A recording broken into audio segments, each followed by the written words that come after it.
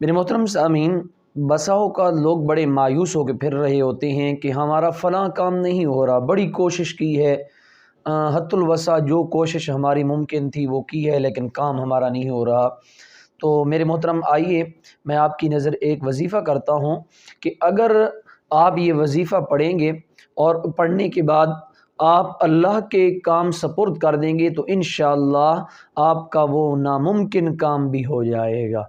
میرے محترم وظیفہ یہ ہے، حسبی اللہ و نعم الوکیل نعم المولا و نعم النصیر۔ میرے محترم یہ وہ وظیفہ ہے۔ اب اس کا میں تھوڑا سا اس وظیفے کا تعارف بھی کرا دوں کہ یہ وظیفہ کن کن حضرات نے پڑھا اور کس طرح اللہ نے انہیں نجات عطا کی ہے۔ میرے محترم حضرت ابراہیم خلیل اللہ علیہ السلام جب آگ میں ڈالے جا رہے تھے، حضرت ابراہیم کے پاس فرشتے آتے ہیں کہ ہم آپ کی مدد کرتے ہیں، آپ کے من میں جو بات ہے آپ ہمارے سامنے رکھیں، لیکن حضرت ابراہیم کی زبان سے کیا وظیفہ نکلتا ہے؟ حسبی اللہ و نعم الوکیل، میرا رب ہی مجھے کافی ہے، وہی بہترین کارساز ہے، وہی میرے بہترین کام کرنے والی ذات ہے۔ تو میرے محترم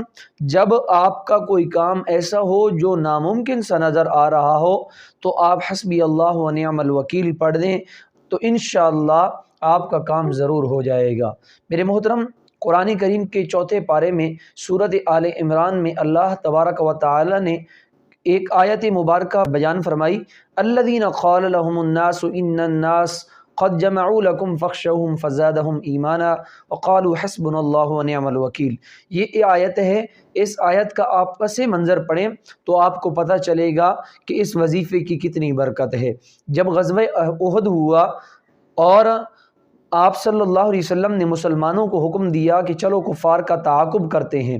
راستے میں زخموں سے چورا چور ہو کے جا رہے ہیں، جب کفار کو پتہ چلا کہ مسلمان ہمارا تعاقب کر رہے ہیں، حالانکہ راستے میں وہ اپنے آپ کو ندامت کر رہے تھے کہ آج تو مسلمانوں کو ختم ہی کر دینا چاہیے تھا، ان کو چھوڑنا نہیں چاہیے تھا، اب یہ باتیں سوچ رہے تھے کہ پتہ چلا مسلمان تو ہمارا تعاقب کر رہے ہیں، پھر انہوں نے ایک قبیلے کو بھیجا کہ جا کر انہیں بتا دو کہ کفار واپس آ رہے ہیں اور خوب تیاری کر کے آ رہے ہیں۔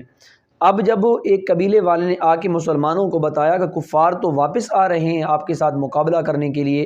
تو قرآن کیا کہتا ہے کہ انہوں نے صحابہ نے کہا حسبنا اللہ و نعم الوکیل،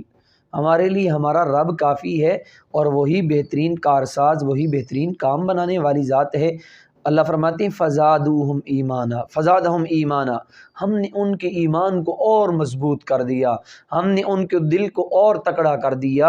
اور ان کا دل سخت ہو گیا کہ کوئی مسئلہ نہیں ہے، وہ بے شک واپس پیچھے پلٹیں، ہمیں ان سے کوئی ڈر نہیں ہے، ہمیں ان سے کوئی خطرہ نہیں ہے۔ تو یہ وظیفہ پڑھا تو اللہ تبارک و تعالیٰ نے ان کی ایمان کو اور ان کے دل کو اور مضبوط کر دیا ہے۔ تو اس لیے میرے محترم یہاں سے ہمیں پتہ چلتا ہے کہ اگر کوئی چیز ناممکن سی نظر آ رہی ہو اس کے لیے یہ وظیفہ پڑھا جائے تو اللہ تبارک و تعالیٰ وہ کام بھی فرما دیتے ہیں اور انسان کے دل کو اطمینان بھی عطا کر دیتے ہیں۔ دعا ہے اللہ ہم سب کو عمل کی توفیق عطا فرمائے۔ تبارك الذي نزل الفرقان على عبده